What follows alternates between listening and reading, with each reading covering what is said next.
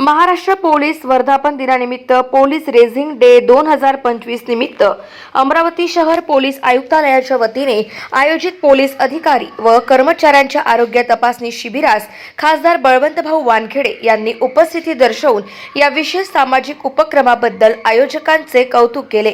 यावेळी प्रामुख्याने माननीय नवीन चंद्र रेड्डी पोलीस आयुक्त अमरावती शहर पोलीस, डॉक्टर दिलीप सौंदडे जिल्हा शल्य चिकित्सक अमरावती यांच्यासह डॉक्टर वर्ग, पोलीस अधिकारी व कर्मचारी मोठ्या संख्येने उपस्थित होते। जबाबदारी किंवा इतर काही जबाबदाऱ्या पार पाडत असताना